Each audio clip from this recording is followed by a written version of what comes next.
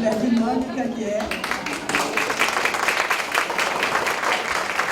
E também os professores Luiz Manuel Gomes Júnior e o doutor procurador Antônio Sérgio.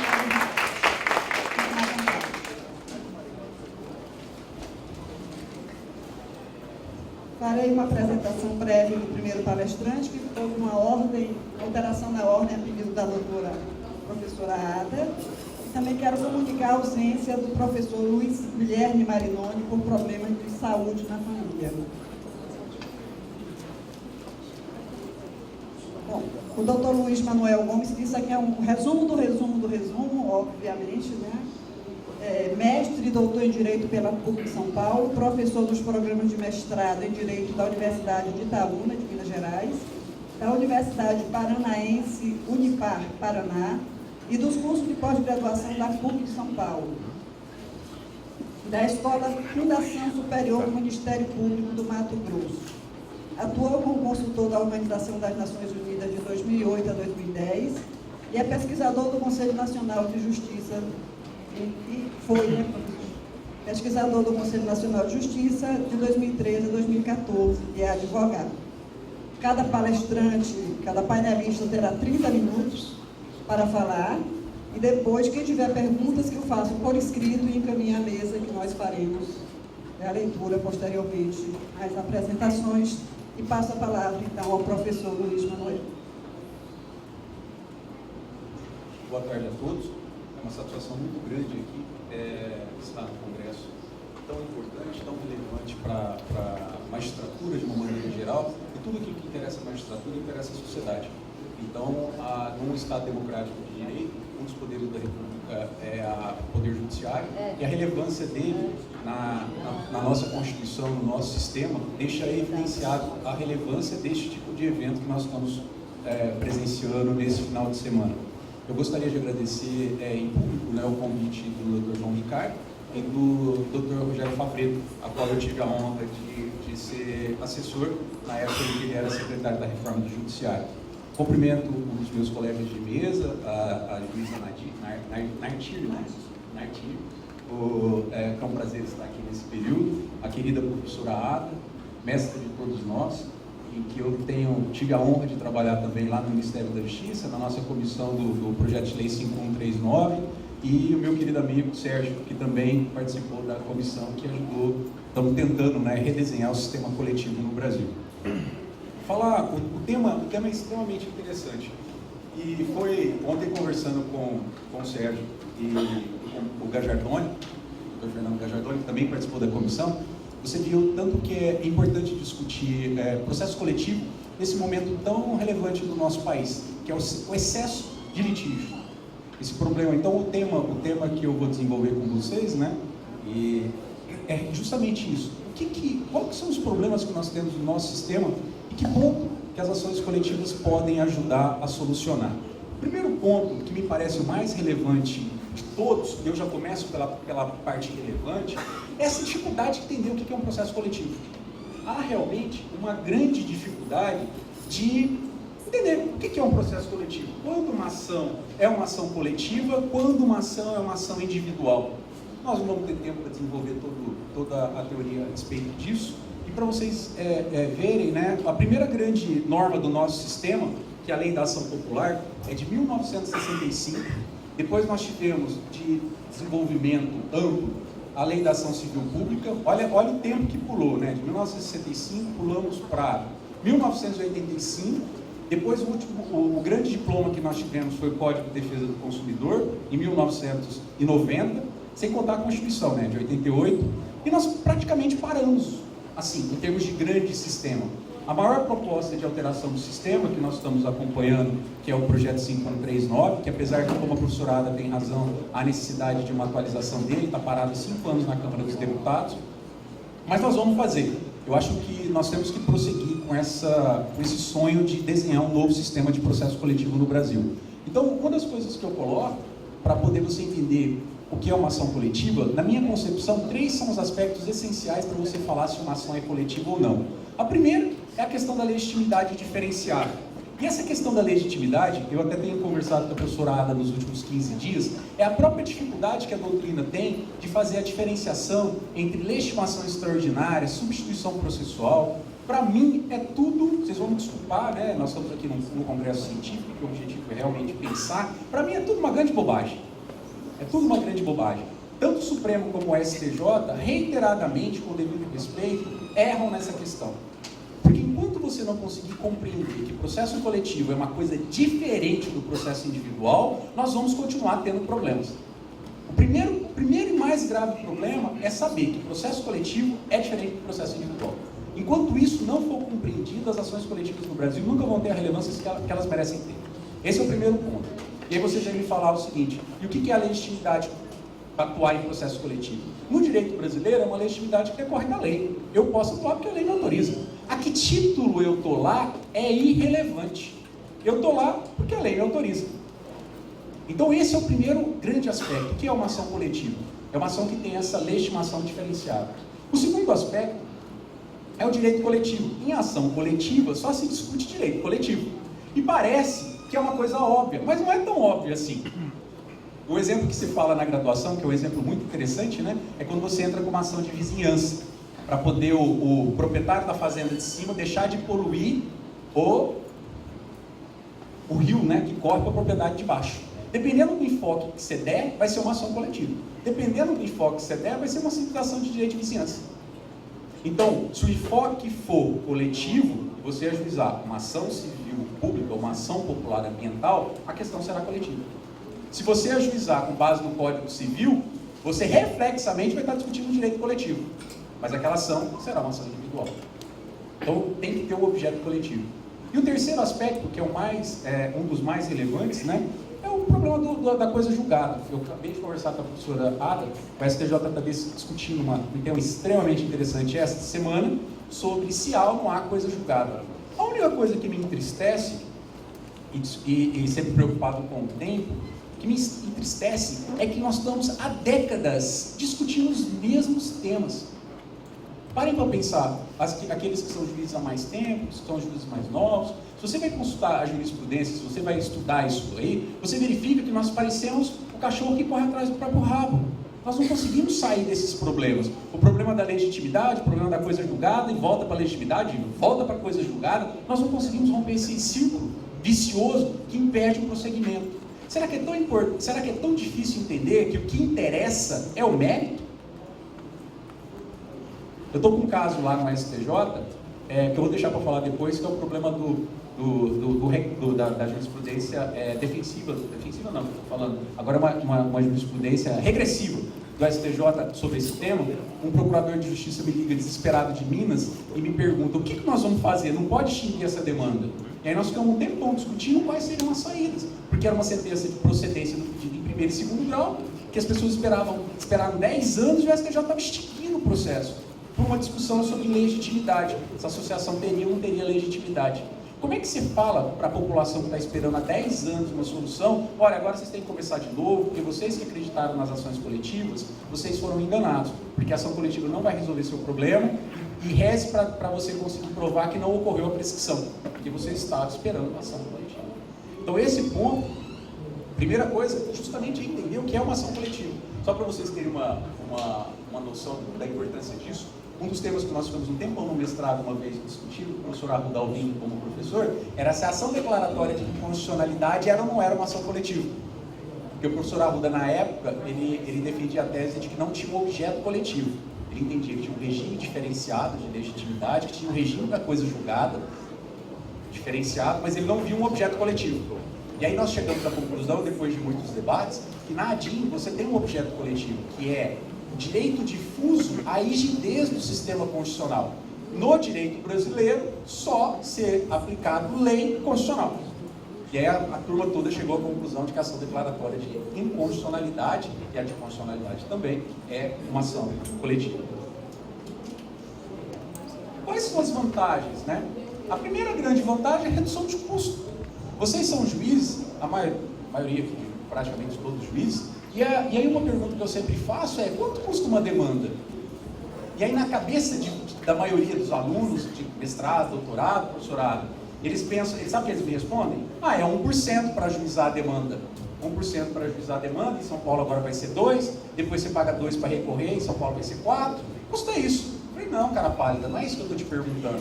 É quanto custa para o sistema cada vez que você ajuiza uma demanda. Eu tive uma ação de produção de prova em que o valor da causa era R$1.000, porque a pessoa queria ver um documento. Queria ver um documento para ver se tinha algo errado. E aí eu perguntei, eu fiz na minha contestação uma preliminar, né, que não era nem uma preliminar, eu coloquei como considerações iniciais, quanto custava para o sistema aquela demanda.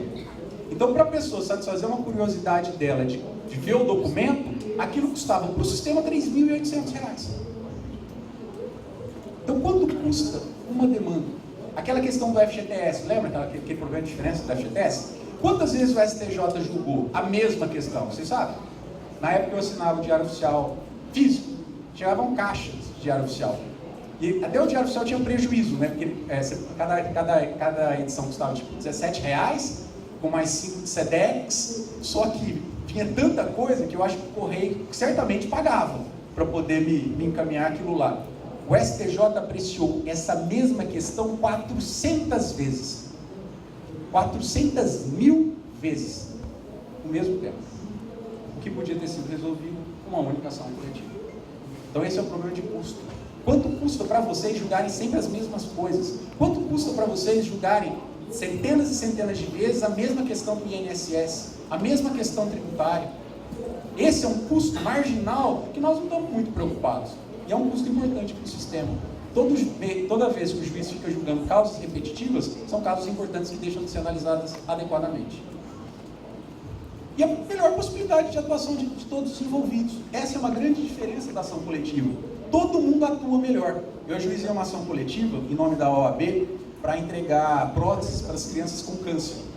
Então, lá no Hospital do Câncer de Barretos, as crianças sofriam mutações e havia uma recusa da União de entregar próteses. Então, foi ajuizada uma ação civil pública, ganha no primeiro grau, ganha no segundo grau, está agora no STJ, no Supremo.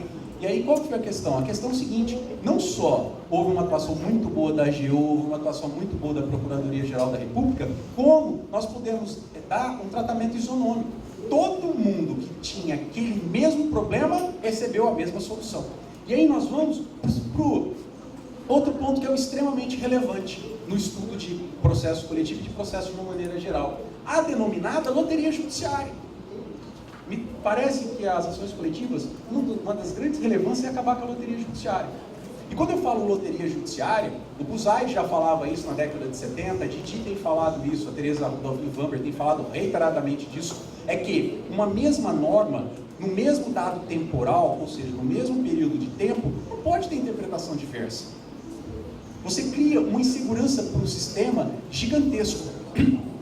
Quando eu formei, na época eu assessorava uma prefeitura e nós tivemos um mandato de segurança para discutir aquela taxa de localização de funcionamento do escritório de advocacia. Só os antigos vão saber o que é isso. As prefeituras cobravam uma taxa de localização de funcionamento.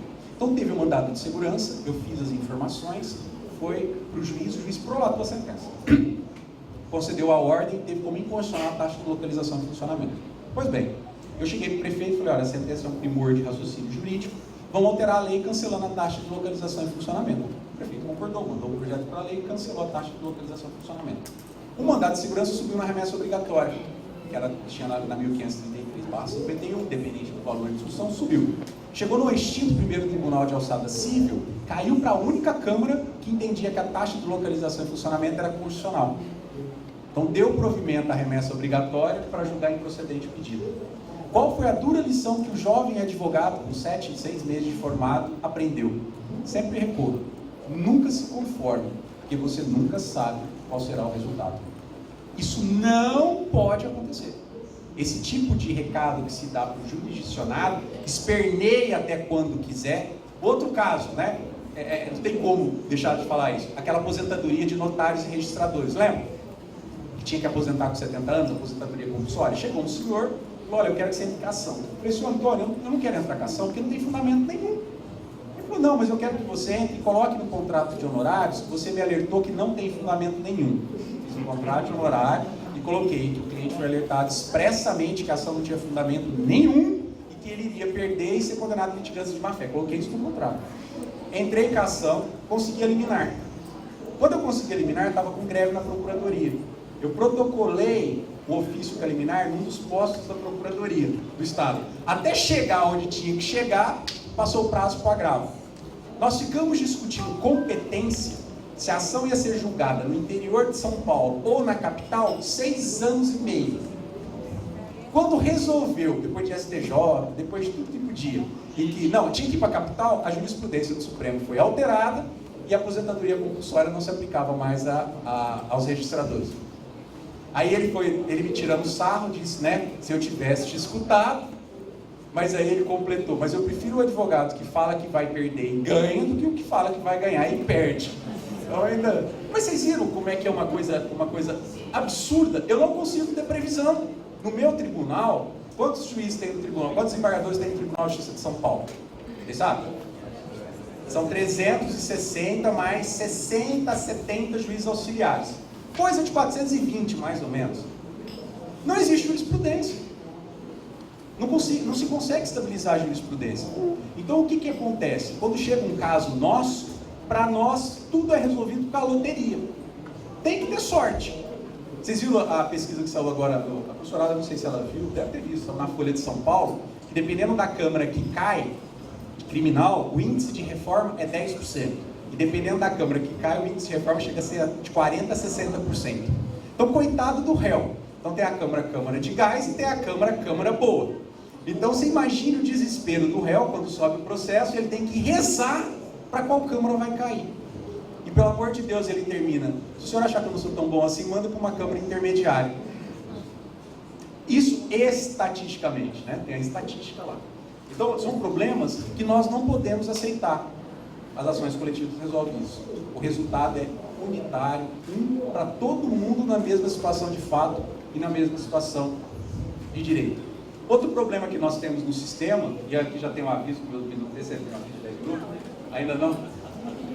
Outro problema que nós temos, eu gosto de tratar do tema, né, é uma dificuldade, e isso potencializa nas ações coletivas, que tem muito interesse em jogo, é as denominadas, né, normas de cláusulas abertas e as normas Lego.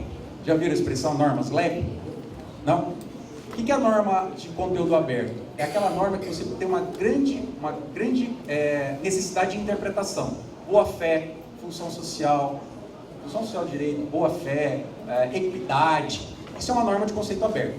Norma Lego é aquela norma que tem um encaixe. Lembra do brinquedo Lego? Ele encaixa perfeitamente. Maior de 18 anos. Maior de 18 anos é quem tem mais de 18 anos, contados da data do nascimento. Não tem muita discussão para você entender quem é maior ou quem não é maior de 18 anos. Maior de 21 anos. E assim várias. Matar alguém. Matar alguém é uma norma Lego. Matou alguém. A pessoa perdeu a vida. Então há uma dificuldade muito grande no nosso sistema em compreender que as normas Lego são normas vantajosas. Mas as normas de conceito aberto, quando bem aplicadas, quando nós temos operadores do direito qualificados, elas permitem que o sistema evolua sem alteração legislativa. O sistema vai evoluindo conforme a sociedade, sem haver necessidade de nenhuma alteração legislativa.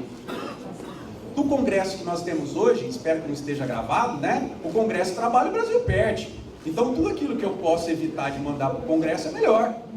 Porque nunca se sabe, quando nós vamos mexer na lei da ação civil pública, qual que era o recado que nós recebemos? Olha, não é para alterar, mexer em nada na lei da ação popular, na lei de improbidade e no Código de Defesa do Consumidor. Depois do Código de Defesa do Consumidor, nós convencemos o pessoal que as mudanças eram boas. Mas o recado para nós era, não mexe na de improbidade, não mexe na lei da ação popular. Porque se isso chegar no Congresso, um motivo para eles mexerem nessas leis, pode dar problema.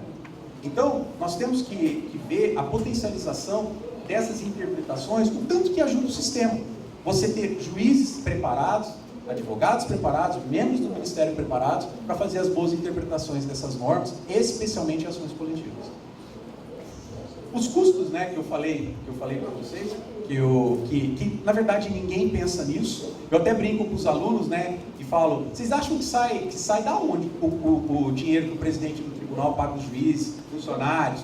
No 10º dia ele dá 3 pulos e 3 gritinhos, o dinheiro entra na conta do tribunal?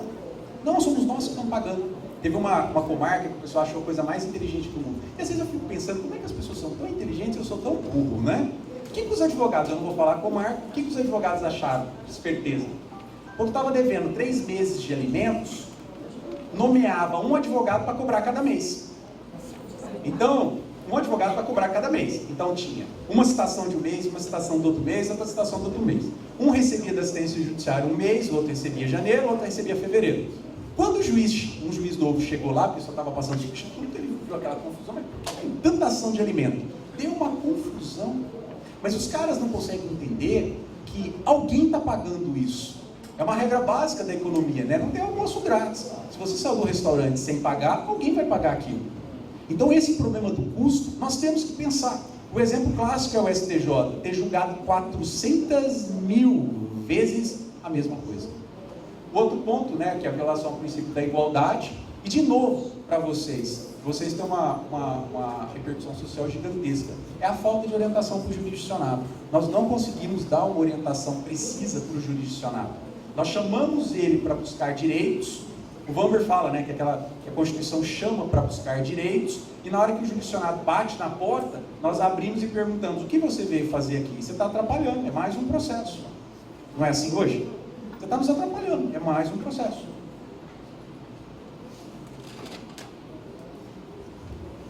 O problema do papel de vocês, especialmente juízes de primeiro e segundo grau, quando você tem alunos de mestrado que é juiz, eu sempre brigo, né, e falo, olha, o papel de vocês é seguir a orientação do STJ e do Supremo. Por quê? Porque vocês são senhores do fato, e o Supremo e o STJ são senhores do direito. Toda vez que você julga contra uma orientação consolidada do Supremo e do STJ, toda vez que você faz isso, você cria um cidadão de primeira e um de segunda categoria. Ou de primeira categoria vai ter um advogado qualificado, vai estar bem assistido e vai recorrer. Vai até quantas vezes for necessário. Aquele que não está tão bem assistido vai perder mesmo tendo razão. Porque se ele tivesse ido para o STJ, se ele tivesse ido para o Supremo, a decisão teria sido reformada. Então, aí uma juíza que foi me orientando no mestrado perguntou, e quando eu não concordar? Quando você não concorda, você ressalva. Olha, eu entendo que o STJ e o Supremo estão completamente equivocados nessa posição, mas me rendo a ela. Eu tive um caso em que um acordo em recurso repetitivo voltou para o tribunal para ser rejulgado, né? Sabe o que o desembargador queria votar? Não, eu não vou seguir a orientação do STJ. A parte que quiser que recorra. Aí os outros dois desembargadores, mas excelência, não tem sentido. Nós votarmos contra uma orientação, vai ter um recurso especial, nosso acordo vai ser reformado. Eles que reformam. Aí por 2-1, vencido o relator, prevaleceu a posição do STJ. E aí, o que acontece?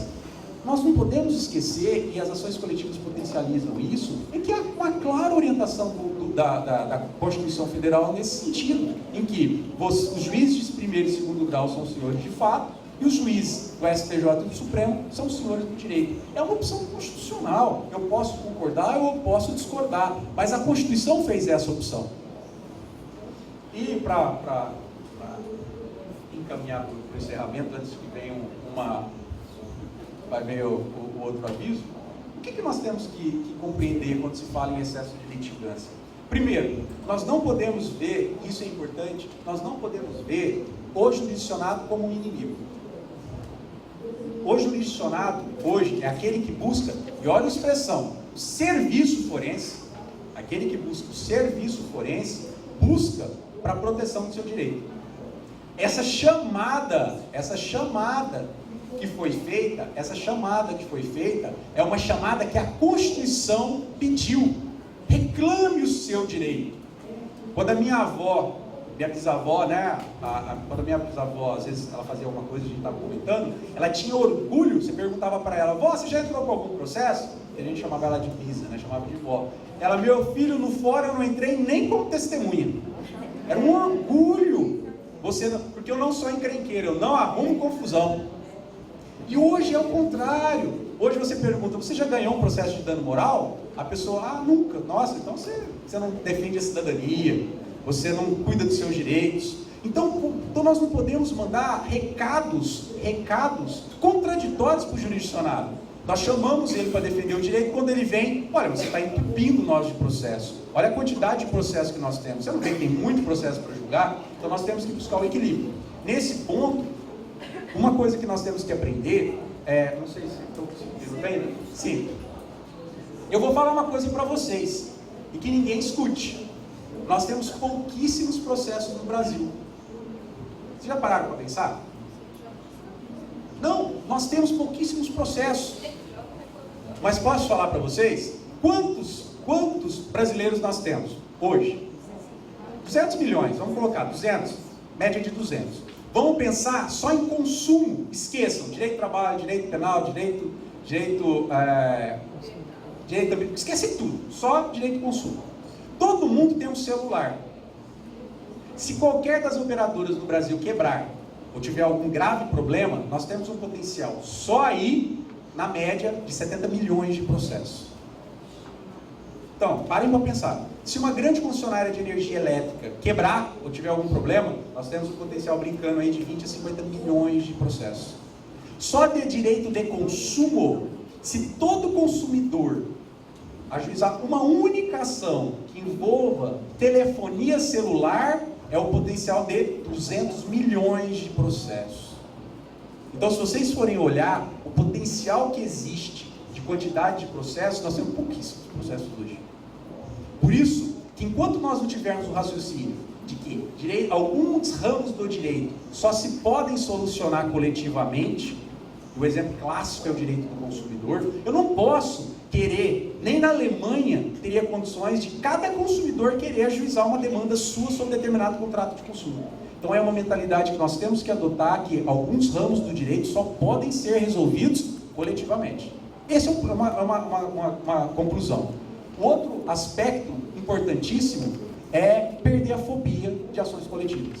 O Supremo e o STJ têm prolatado decisões absolutamente com devido respeito, absolutamente regredindo na defesa das ações coletivas. O Supremo ontem, mandei para a professora Ada, anteontem, um acordo exigindo que nas associações tenha autorização expressa dos filiados, consta inclusive o nome de todos eles na inicial.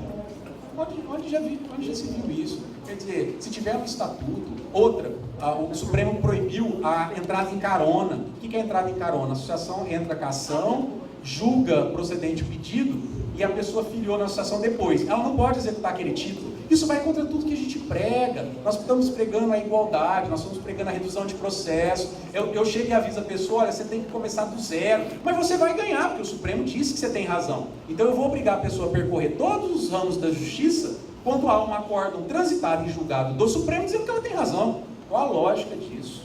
Qual a lógica? E o STJ agora fez prolatou também uma decisão em que está se discutindo questão de coisa julgada e tal, mas o STJ está seguindo essa... lembrei o caso do STJ, que foi que o procurador me ligou. O que aconteceu? Olha o absurdo. A associação foi extinta. A associação, no meio do processo, com sentença de procedência de primeiro e segundo grau, foi extinta. Chega uma nova associação com o mesmo objeto e pede para integrar o polo ativo. Chega o STJ e diz, não, você não pode, porque os seus associados não são aqueles associados. É melhor extinguir. Gente, é melhor extinguir. Mas qual é a professora acho que está fazendo parecer nisso também. Pessoal, é a coisa mais simples do mundo. Simplesmente pergunte para o MP, você quer assumir a titularidade da demanda? Aplica a regra da ação popular. Se houver desistência, ou abandono, ou perda de legitimidade do autor popular, eu intimo o MP para assumir.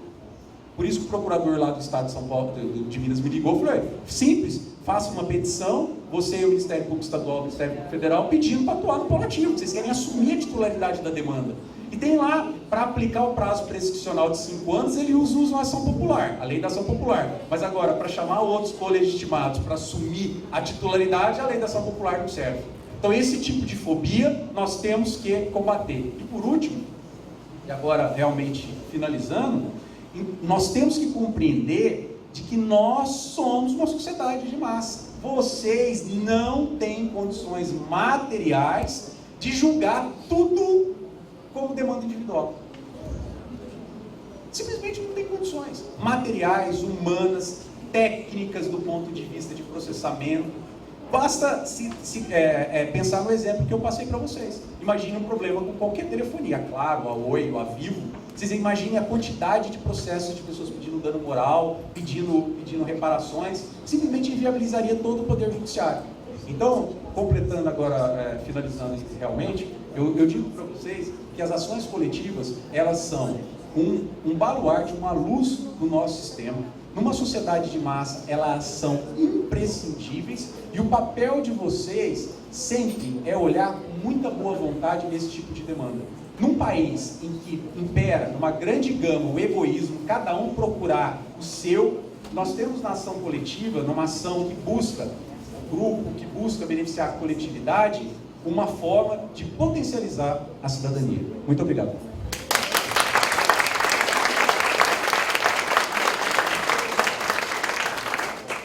Professor, maravilhosa palestra. Nós, magistrados, realmente somos assim, meio acanhados quando se trata de ações coletivas, né? Nós estamos muito acostumados a lidar com o individual, e tudo isso nos traz a percepção de que devemos avançar sempre no sentido de, com essas ações, diminuir o número de processos que estão, obviamente, nos nossos cargos. Eu passo a palavra agora para o Dr. Sérgio Arinhardt. Ele é mestre e doutor em Direito pela Universidade Federal do Paraná, pós-doutor pela Universidade del Studio de Firenze, da França. Atualmente é procurador da República na 4ª Região, professor adjunto de Direito Processual Civil da UFPR, Universidade Federal do Paraná, além de membro da International Association of Procedural Law, do Instituto Ibero-Americano de Direito Processual, como já tem um nome esquisito. Aí me traz para falar francês, espanhol e inglês, imagina, eu, lá da Bahia. Enfim, e do Instituto Brasileiro de Direito Processual. O palestrante tem ainda 10 artigos e mais de 10 livros no Brasil e no exterior. Não é por acaso que ele fala francês, inglês, etc, etc. Uma palavra, professor. Muito obrigado, doutora Nancy. Primeiro,